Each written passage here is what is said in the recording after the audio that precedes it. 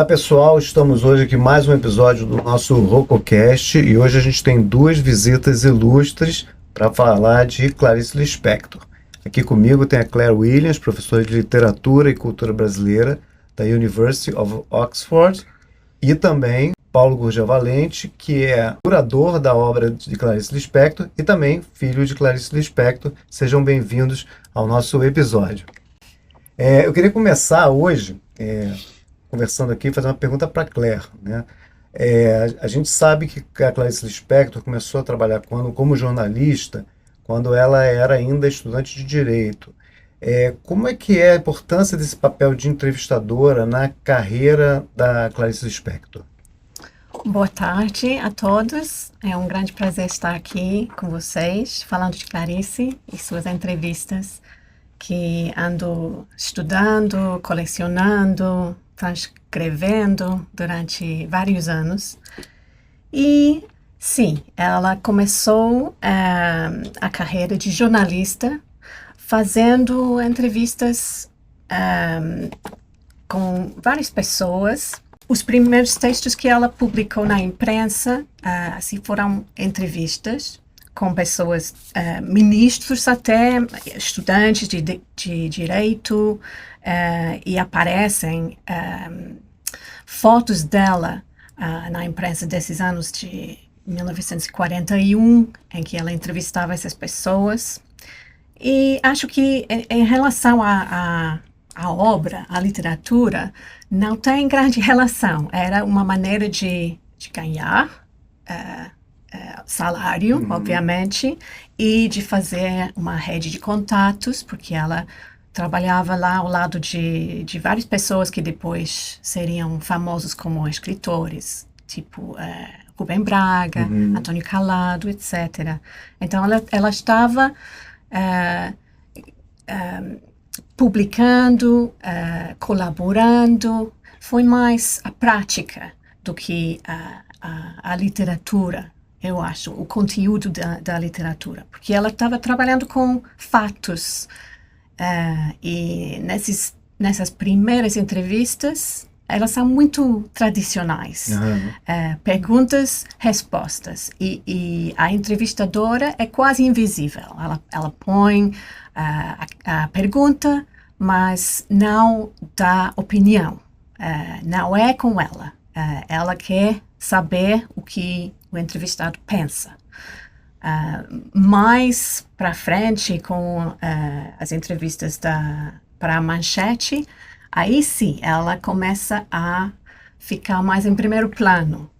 E aí ela experimenta um pouco, como, aliás, ela já estava fazendo, já tinha feito na literatura. E essas entrevistas, Claire, elas estão num ponto da carreira dela ou elas são de um período longo, desde que ela começou a estudar vai até o fim da vida dela? Como é que é esse período? Como é que é esse tempo das entrevistas? Vem em blocos, né? Logo no começo, nos anos 40, algumas, poucas. E depois, em 68, quando começa na Manchete, 60 entrevistas para a Manchete, que estava fazendo ao mesmo tempo que muitas outras coisas que ela estava escrevendo. E depois, como ela estava escrevendo as crônicas para o Jornal do Brasil, aí também entrava uma ou outra entrevista pontual, espontânea, que quando ela conheceu uma pessoa interessante e deu para fazer uma entrevista, ela fez. Também reciclava algumas entrevistas do período da Manchete. E a última fase foi em 76, 76 e 77, últimos anos da vida dela, em que ela retomou o papel de entrevistadora para Fatos e Fotos, gente. E aí são mais entrevistas ali ao final da vida. Só para falar para o pessoal, tem muita gente jovem que ouve a gente. Manchete e Fatos e Fotos foram duas revistas do Grupo Bloch, da editora Bloch, que era aqui no Rio de Janeiro, e eram importantíssimas na época, né? Eram uma das revistas mais importantes, revistas que tinham uma tiragem, uma circulação muito grande na época, e rivalizavam até com as revistas da editora Abril. Eu queria aproveitar, vou perguntar ao Paulo aqui, Paulo, como é que é a sua memória dessas entrevistas? Se ela comentava com você, se você lembra que ela resolvia assim, vou entrevistar tal pessoa, se isso chegava para ela, e consta aqui também que você ajudou ela a formular algumas perguntas. Conta um pouco disso para a gente. Boa tarde a todos aí, obrigado pela oportunidade de conversar, é sempre um momento especial ter a Claire aqui no Brasil. Há muitos anos que nós nos conhecemos e eu sempre fiquei muito impressionado com assim, a qualidade do trabalho, o tipo de pesquisa. Realmente é uma pessoa muito especial nessa história. Complementando um pouco o que ela colocou, a Clarice começou, eu diria como assim, jornalista, carteira assinada em março de 42, então o que ela fazia era assim, reportagens que eu não necessariamente classificaria como entrevistas. Então ela era pautada para fazer essas reportagens e o trabalho dela era editado, né? Por isso que ela não podia, acho que assinava algumas, né? Recentemente, até o Anuário do Museu Imperial fez uma publicação da primeira entrevista, na verdade, uma reportagem que ela estava fazendo sobre a inauguração do Museu Imperial de Petrópolis. Esse outro período que a Claire mencionou, da revista Manchete, curioso que a revista Manchete era semanal, por isso que tem tantas entrevistas, né? Que se chamava Diálogos Impossíveis. Então, a Manchete juntava, sei lá, um pintor de paredes com um pintor de quadros. E chamava aquilo de Diálogos Impossíveis.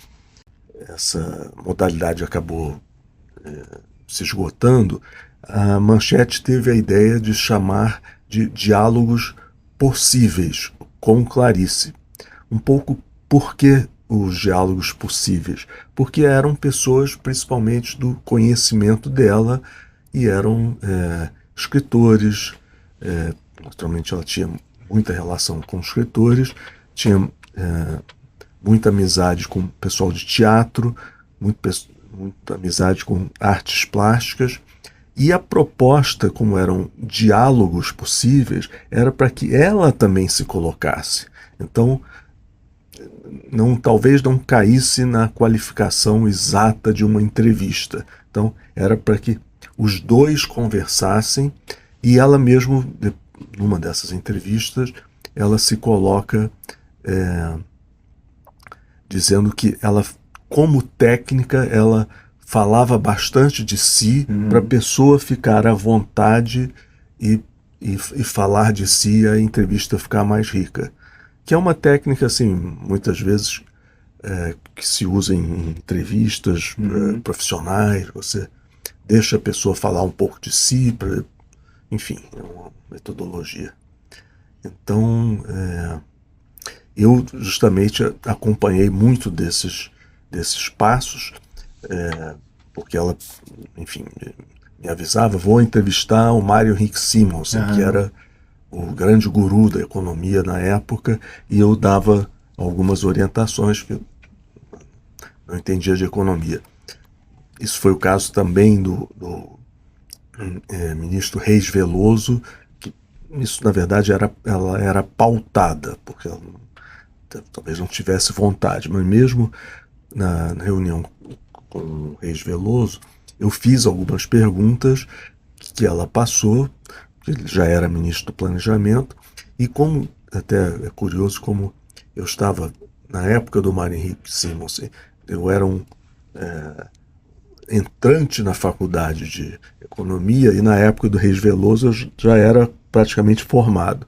Então eu tinha uma outra ajuda. Você estava falando, Claire, que ela com o tempo ela foi mudando o estilo, né? Primeiro ela começou de uma forma que era uma entrevistadora normal, depois ela começou a se colocar. Você, na sua pesquisa, você acha que ela demonstra nas entrevistas que ela se sente mais à vontade com um tipo de entrevistado do que o outro? Por exemplo, porque nesse livro você tem, né, ministros aí do regime militar e você tem, por exemplo, figuras populares como o Clóvis Bornai. Então, como é que você vê isso? Como é que ela era entrevistando esse tipo de diferente pessoa? Ela muda de tom com cada entrevistado e é fácil de ver quando ela está mais à vontade, porque ela começa a brincar, ela quer saber mais, faz mais perguntas e se vê que ela sai do programa de perguntas, por exemplo. Quando ela entrevistava as primeiras damas ou as mulheres de ministros, ela acaba fazendo as mesmas perguntas, porque as respostas são tão desinteressantes que ela não se esforça a saber mais, porque ela sabe que não tem nada atrás.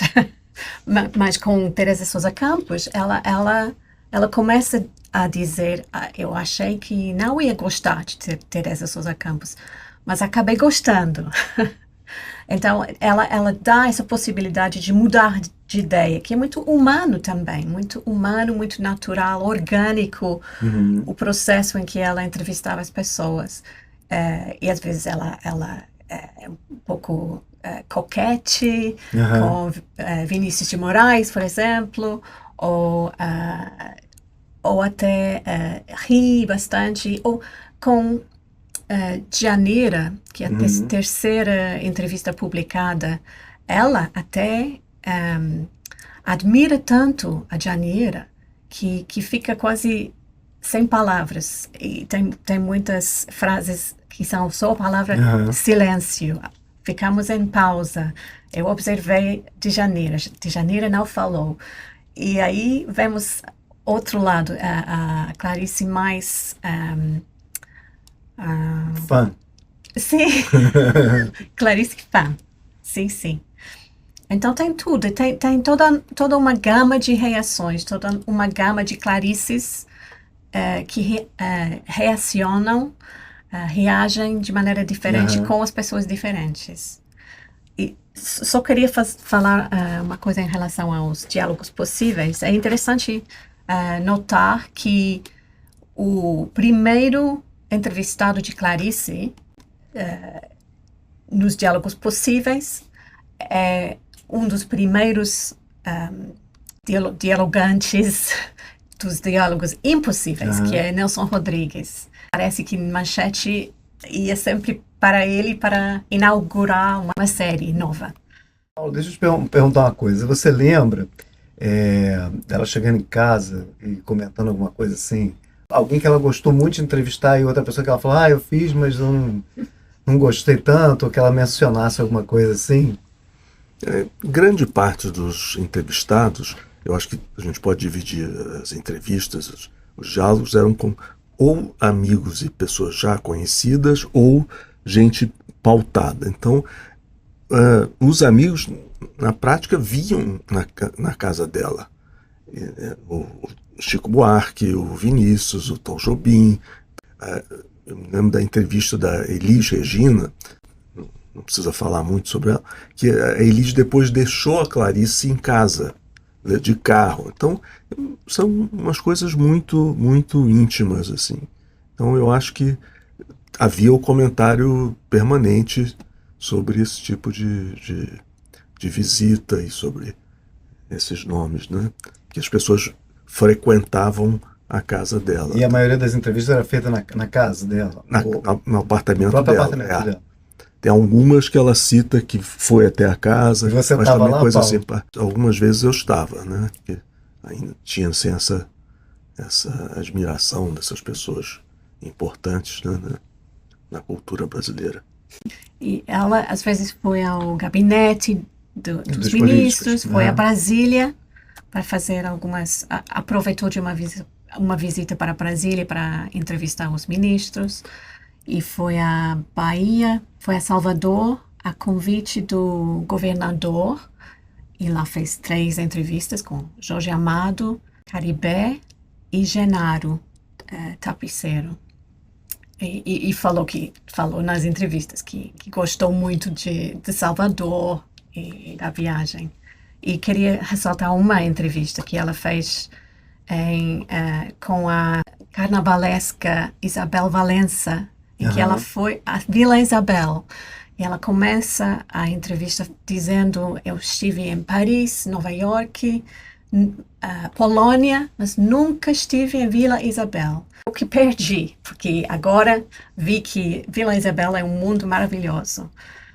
Então ela também ia visitar os entrevistados para fazer essa experiência.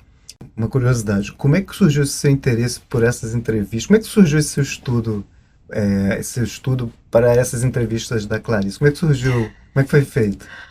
Eu ando estudando Clarice desde os anos da faculdade, né? 30 anos que eu sou leitora, apreciadora de Clarice, da escrita dela.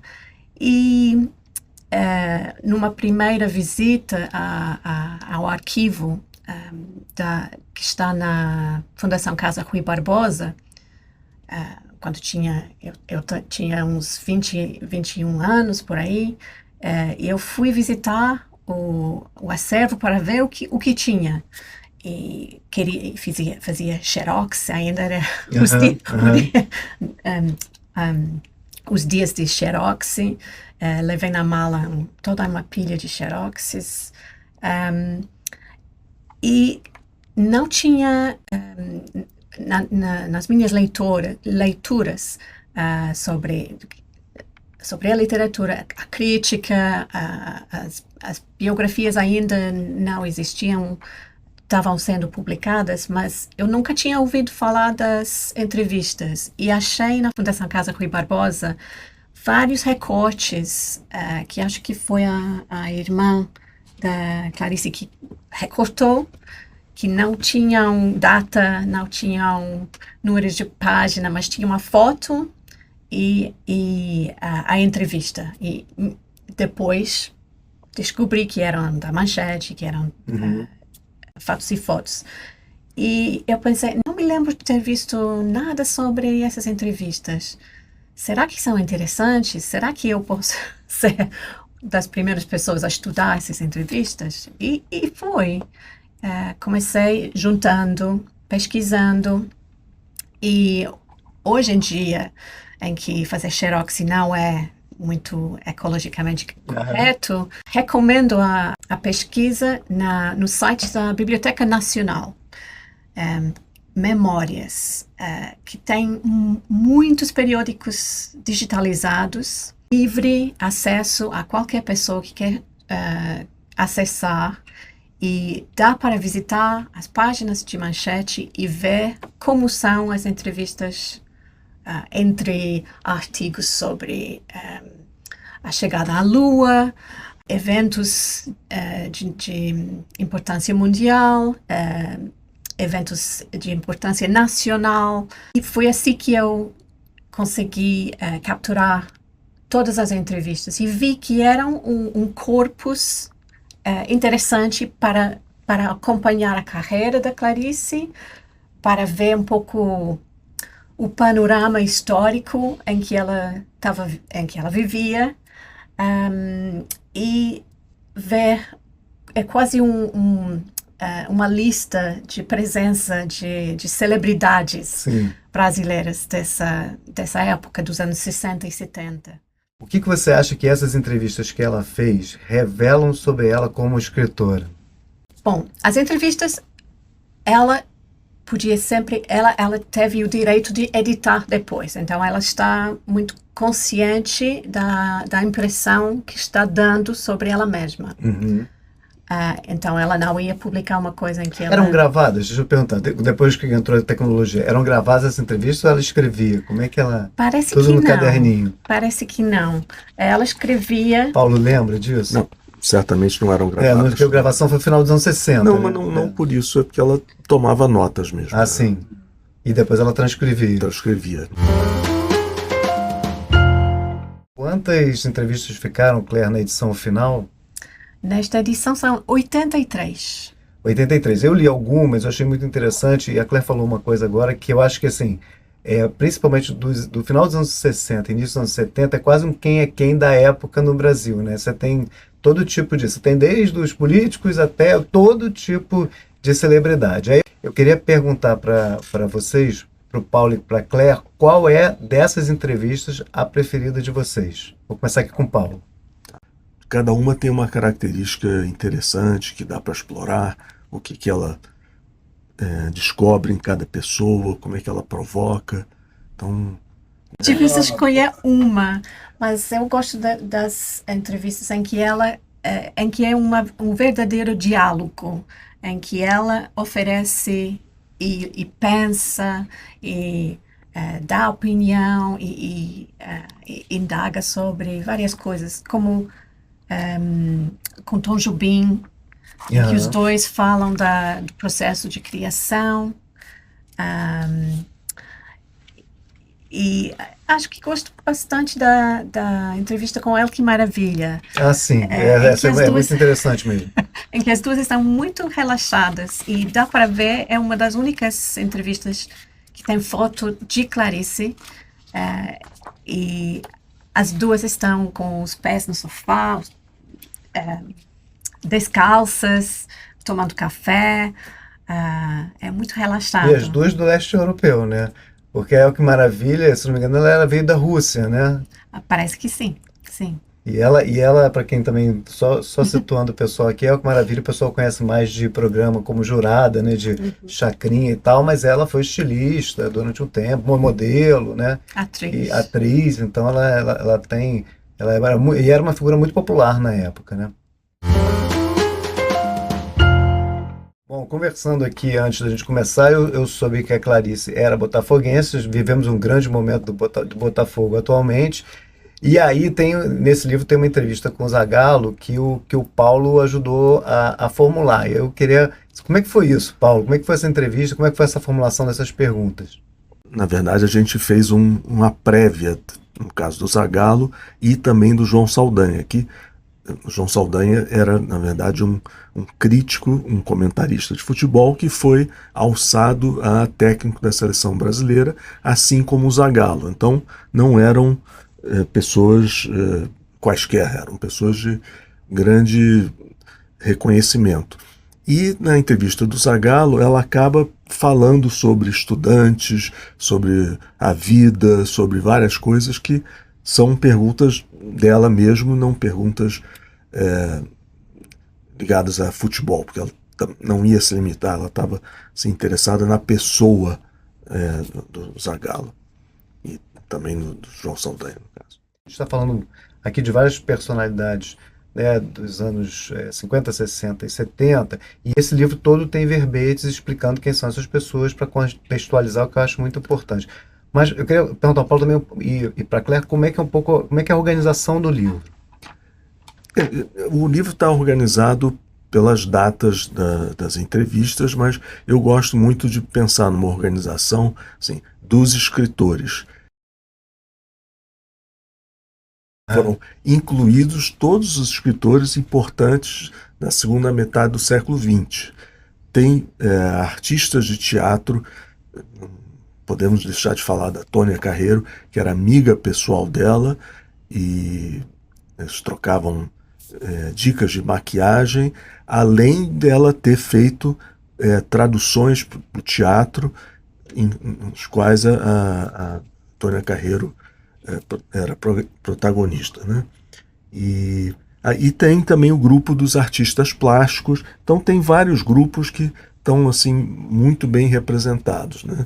Eu acho que escritores, artistas plásticos, tem os músicos, que é o Tom Jobim, o Chico Buarque, Elis, o próprio Vinícius também é músico, então tem grupos, então eu acho que é um panorama do que, assim, da memória afetiva do brasileiro hoje. Então eu acho que é uma coisa importante da gente resgatar, porque ver isso tudo junto é um retrato muito importante de uma época está assim, no coração e mente da gente. É um retrato dela, né, como entrevistadora, né, e como personalidade, e dessas muitas pessoas que ela entrevistou. Paulo, e você lembra de alguma coisa que ela falava, de algum comentário que a Clarice fazia dessa coisa do jornalismo e das redações?